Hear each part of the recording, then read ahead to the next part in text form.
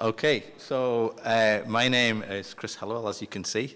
I represent the Edinburgh Tool Library, and I'm going to tell you all about what we do, how we set up, and really the kind of crux of what I'm talking about tonight is, to us, how the actual organisation of the tool library is more important than the tools themselves. It's kind of slightly counterintuitive in terms of the title of the project and the title of the organisation, but actually tools are the sort of gateway drug into something much bigger, better, and I think more important. So some of you may be wondering, what is a tool library?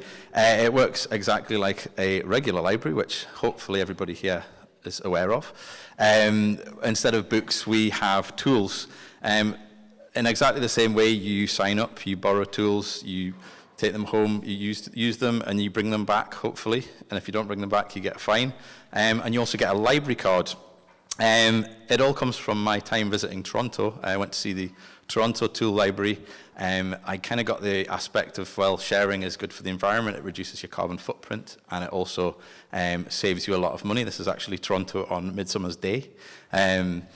I spent the day hanging out with this guy, Ryan, who runs the Toronto Tool Library. But what was really important in terms of my development and the tool library development was meeting a young guy who was experiencing homelessness, came into the shop looking for some tools to help him start a job, and they gave him it no problem, and that basically got this guy welling up. And it helped him because he could get out of the hole that he was in with his own dignity intact. So I thought, I'll go and join my local tool library in Edinburgh, no problem, that sounds fantastic. Got home and there's none in the UK. So I decided to set one up. We started working out of a police box and storing all the tools in our spare bedroom. We now have a tool depot where we store all our tools. And we have, since January, we've moved into a fully equipped woodwork shop, which I kind of like to think of as the real sort of beating heart of the Edinburgh Tool Library, where all the exciting things happen. This is just to show that I'm down with the kids. Much like Great British Bake Off is not really about cakes, we are not really about tools. We're actually about the people and the stories and the friendships and the sort of journey that people go on from start to finish. So I think that's what's really important with us. Speaking of stories, this is Abdul Wahid. I know lots of things about Abdul Wahid, despite the fact he doesn't speak English and I don't speak Arabic. I know he has a very small wife. I know she's a very good chef. I know his son's into martial arts and owns 4 pairs of nunchucks, which are still in Syria. He's a welder, and most importantly, he gives out awesome hugs all the time. The reason I know that is because Abdul Wahid and I have made things alongside each other, and I came up with a little scientific formula for this. So time making plus gestures plus Google Translate equals friends. And also nunchucks is the same in any sign language. This is Joel and Ben. They're one of our official name is the Tools for Life Intergenerational Employment Program. What that actually means is a guy with Parkinson's works with a young man who is low on confidence to put doors onto a non-profit knicker factory. They also make some really cool things for the community. That's a book box, a sort of public book box in a public space. They're making accessibility ramps, amongst a million other projects that they do to promote throughout Edinburgh, to promote Edinburgh and also bring in some money for the tool library.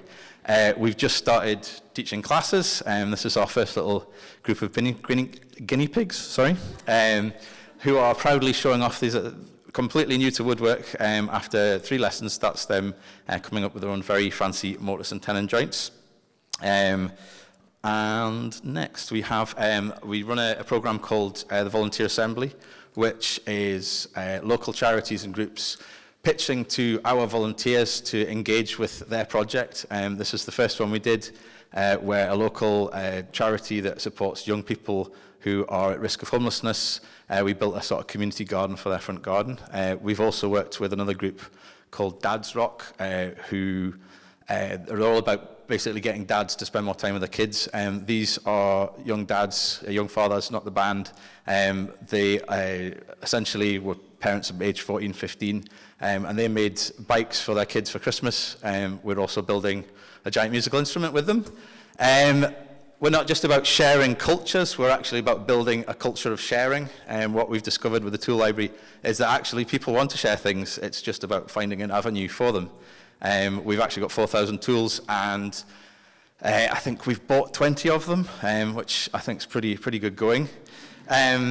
So I read a quote the other day, so sharing is a political act, it's anti-capitalist, it's anti-consumerist, and anyone who believes in infinite growth on a finite planet is either a madman or an economist. So the global sharing economy, everybody thinks of Airbnb or perhaps Uber. That's not really what it's all about. There are now actually around 300 sharing libraries across the world. It's a growing community. I went out to Baltimore last year, and I'm going to Toronto in June to meet up with a lot of other people doing the same sorts of things. But we've had visitors from all over the world. That's a little token from Belarus.